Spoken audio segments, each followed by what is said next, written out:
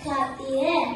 हमारे पूर्वजों द्वारा रची गई ये कहानियाँ पीढ़ी दर पीढ़ी परिचित होती गई है, जो हमारे परंपराओं, विश्वासों और नैतिकताओं का प्रतीक है।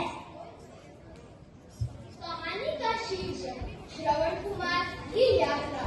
कहानी के पात्र माता पिता श्रवण कुमार, संत राजा दशरथ, देवी पार्वती, भगवान शिव और कहानी के सूत्रधार। माँ, पिताजी, मैं चाहता हूँ कि हम कुछ दिन की यात्रा पर चलें। मैं जानता हूँ कि आप दोनों हमेशा से तीर्थ यात्रा पर जाना चाहते थे।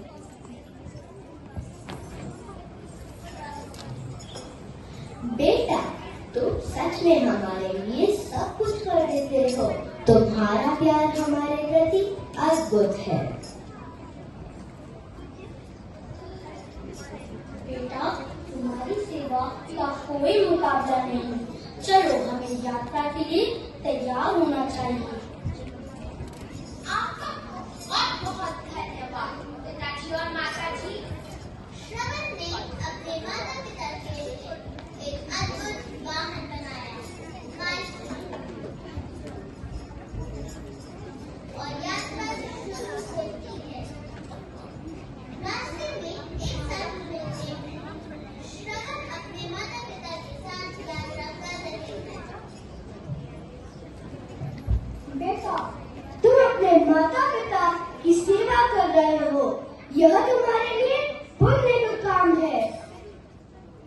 धन्यवाद बाबा, मैं अपने माता पिता के सुख के लिए ये सब कर रहा हूँ।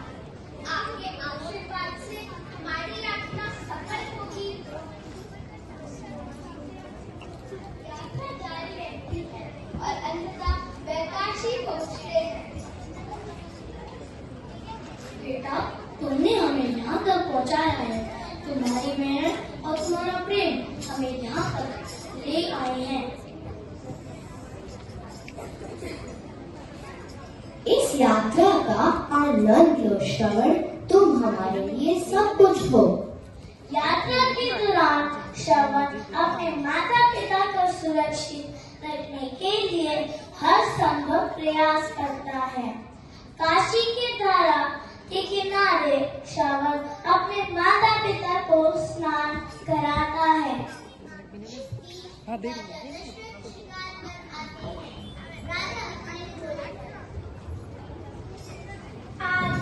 आज मुझे एक बड़ा शिकार चाहिए और मुझे उसे हासिल करना है। रुकिए, यह कोई शिकार नहीं है, यह मेरे माता पिता हैं। इतने में राजा दशरथ के हाथ से तीर छूट जाता है और वह श्रवण कुमार को लगता है, जिससे श्रवण कुमार नीचे गिरकर घायल हो जाते हैं।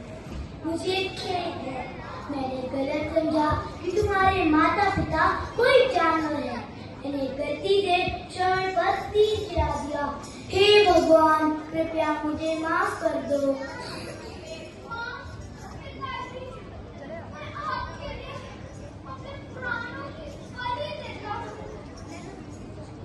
भगवान शिव और देवी पार्वती इस दृश्य को देखते हैं।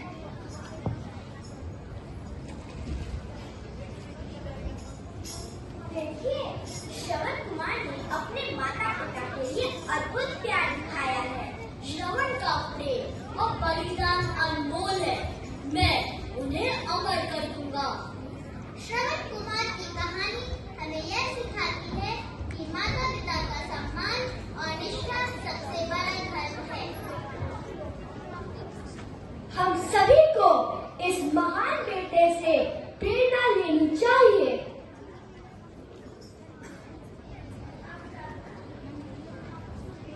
हमारे बेटे ने हमें दिखाया है कि सच्चा प्रेम क्या होता है।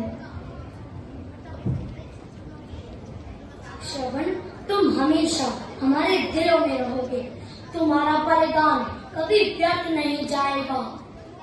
तुम अमर हो।